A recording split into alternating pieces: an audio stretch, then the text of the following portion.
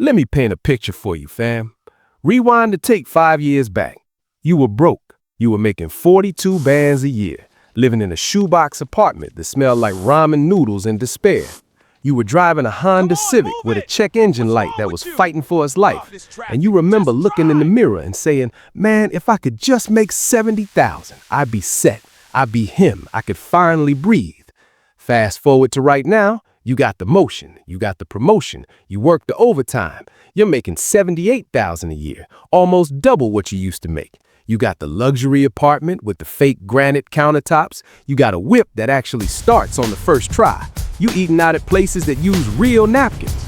And yet, here you are, watching a YouTube video about being miserable with money, feeling the exact same stress you felt when you were broke. Actually, if you keep it a buck, you're probably more stressed now than when you were eating noodles. And the craziest part, your smooth brain is already thinking, if I could just hit 100,000, then I'd be good. Stop the cap. You sound goofy. My name is Big Frank, and I spend way too much time thinking about why y'all stay chasing the bag but never actually catch happiness. If you're someone who keeps leveling up your income but your emotional state is still stuck in the trenches, or if you're wondering why your bank account says success but your heart says stress, go ahead and smash that subscribe button. Don't be a crash dummy. Lock in. Because today, we ain't talking about stocks or crypto scams. We talking about a glitch in your operating system that keeps you running a race with no finish line. It's called the Hedonic Treadmill. And once you see it, you're going to realize why you've been hustling backward your whole life. Let me expose your life for a second. Rewind the tape 5 years. You were down bad.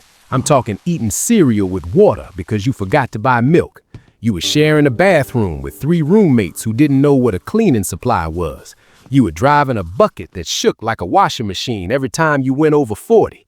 And you swore on everything. Man, if I just made 50 bands a year, I'd be living like a king. I'd be untouchable. Fast forward to today, look at you now. You got the corporate email signature. You got the little ergonomic office chair. You making 85,000. You got the luxury studio apartment with the stainless steel fridge that is empty, by the way. You wearing designer sneakers to walk to the mailbox. You got real motion, right? So why are you still sweating when the check comes at dinner? Why you still checking your bank account with one eye open like you watching a horror movie? You making double the bread, but you feel twice as broke. And your smooth brain is already whispering to you, it's okay, fam. Once we hit that 150K, then the stress goes away. Stop the cap. You sound goofy. Here is the ugly truth your brain doesn't want you to know. Your mind has a factory setting, and that setting is ungrateful. Psychologists have a fancy name for it, hedonic adaptation, but I call it the new car smell scam. Think about the last time you bought something major. Maybe it was that PS5, maybe it was a fresh pair of Jordans, or maybe it was that whip you're currently overpaying for. The day you bought it, you were floating. You felt like the main character. You were glazing yourself in the mirror. But what happened 3 months later? That PS5 is just gathering dust. The Jordans got a crease in the toe box. And that car, it ain't a luxury vehicle anymore. It's just a metal box that takes you to a job you hate. Your brain reset the baseline. It took the extraordinary and turned it into ordinary quicker than you can say buyer's remorse. And look, I got the receipts. There was this famous study back in the day. They tracked people who won the actual lottery, life-changing bread. You'd think these people would be walking on sunshine for the rest of their lives, right? Wrong. A year later, they were just as miserable as the regular folks. In fact, they were more miserable because regular stuff like eating a taco or watching the sunset didn't hit the same anymore. They broke their dopamine receptors, chasing a high that evaporated. This is happening to you right now with your paycheck. You think jumping from 50K to 100K gonna fix your soul? Okay, sure. That jump actually matters. That's the difference between eating ramen and eating ribeye. But jumping from 100K to 200K, that ain't the same math, homie. That's the law of diminishing vibes. You double your income, but you also double your stress, you double your hours, and you double the amount of fake friends asking you for money. You put in 100% more effort for maybe 10% more happiness. That is a bad trade. But nobody tells you this because the system needs you on that treadmill, running fast and going nowhere. Let me show you exactly how you played yourself in 4K resolution. Because abstract psychology is cute, but watching your bank account bleed out is a horror movie. Let's say you were making $55,000. You were tight, sure. You were eating leftovers, you were sneaking snacks into the movie theater because you weren't paying $12 for popcorn, but you were surviving. You had a little cushion. Then boom, you land the big gig. Now you making $90,000. You feeling dangerous. In your head, you just unlocked infinite money glitch. But watch what happens next. It's called lifestyle creep, and it moves faster than a rumor in a barbershop. First, you look at your apartment and say, I'm too big for this. So you move from the humble spot that costs $1,500 to the luxury high-rise downtown that costs $2,800. You paying an extra $1,300 a month just to have a doorman who doesn't even know your name and a rooftop pool you never gonna use. Next, the whip. You trade in a reliable Toyota for some German engineering. Now, not only did your car note triple, but you got to put premium gas in that beast. You went from regular unleaded to liquid gold. That's another $600 gone. Then comes the food. You used to meal prep. Now, you on a first-name basis with every Uber Eats driver in the city. You paying $40 for a cold burrito just so you don't have to wash a dish. Do the math, genius. You made an extra 35 grand, but you spent 40 grand upgrading your vibe. You actually have less free cash now than when you were broke. You leveled up your bills, not your net worth.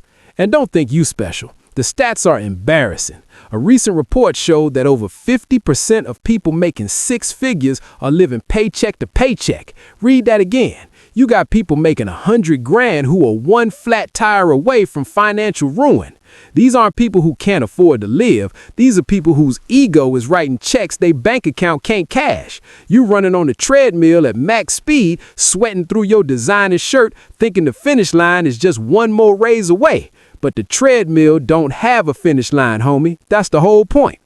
Now, I know what you're thinking. You sitting there looking salty like, okay, Frank, so what? I'm supposed to live in a cardboard box and never buy anything nice? I'm supposed to be miserable? Nah, don't be goofy. I like nice things too, but you gotta understand the game. You are trying to win a game of who has the coolest stuff against an opponent, your own brain, that gets bored instantly. You buy that 80-inch TV thinking it's gonna change your life. 2 weeks later, it's just the TV. You don't even notice it anymore. You just notice that there's a smudge on the screen.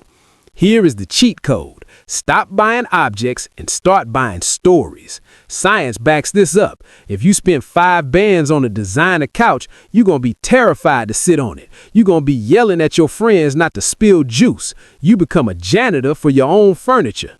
But if you spend that same 5 bands on a trip to Tokyo or a week in Cabo with the homies, you can't get bored of that memory. That story about how you almost missed your flight or ate some weird fish that made you hallucinate, that stays fresh forever. You are your adventures, not your floor tiles. And this leads us to the biggest trap of all, the arrival fallacy. This is the lie that ruins more lives than bad credit. It's that voice in your head saying, I'll be happy when I get the promotion. I'll be happy when I buy the house. I'll be happy when I hit $1 million net worth. Stop the cap. Happiness isn't a destination you put in the GPS. If you were miserable making $50K, you're going to be miserable making $500K. You'll just be miserable in a nicer zip code.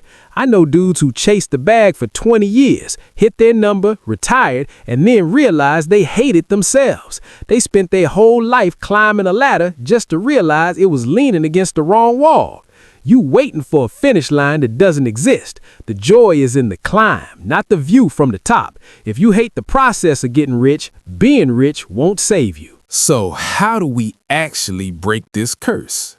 How do you step off the treadmill without giving up on success? You need a protocol. You need the lifestyle anchor.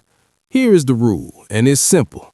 The next time you get a raise, pretend you didn't get the whole thing. Let's say the boss blesses you with a $10,000 bump.